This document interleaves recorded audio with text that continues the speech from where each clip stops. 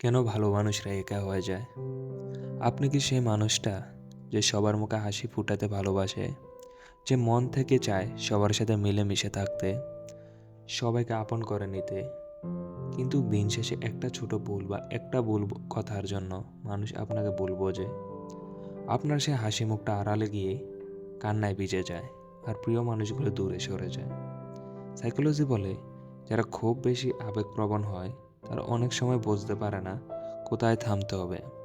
হয়তো আপনি সবার ভালো চেয়ে কিছু বলেছিলেন, কিন্তু পৃথিবীটা বড়ই অদ্ভুত। হাজারটা ভালো কাজে চাপা পড়ে যায় শুধু একটা ছোট ভুল। আপনি নিজেকে প্রশ্ন করুন, আমার দোষটা কোথায় ছিল?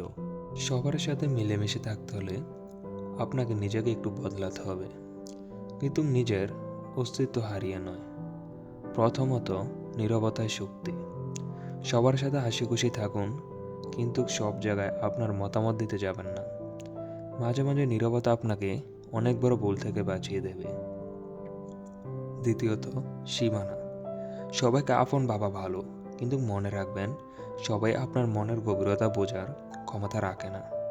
আপনার আবেগ আপনার কাছে সস্তা হতে দিবেন না। তৃতীয়ত, ভুল স্বীকার ও শিক্ষা। ভুল মানুষের হয়। যদি বুঝতে পারেন আপনার কথায় কেউ কষ্ট পেয়েছে, ছোট না হয় ক্ষমা চেয়ে নিন, কিন্তু সেই ভুলের জন্য সারা জীবন অপরাধী ভাববেন না। মানুষের মন জয় করার চেয়ে নিজের মনের শান্তি অনেক বেশি দামি। যারা আপনাকে সত্যি ভালোবাসে তারা আপনাকে ছোট ভুলগুলো ক্ষমা করতে জানবে, আর যারা দূরে চলে যেতে চায় তাদের যেতে দিন। মনে রাখবেন, একা থাকা মানে হেরে যাওয়া নয়, বরং নিজেকে নতুন করে চেনা।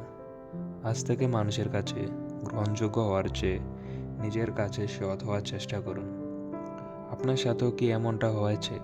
কমেন্টে আপনার গল্প আমাদের জানাবেন। ধন্যবাদ।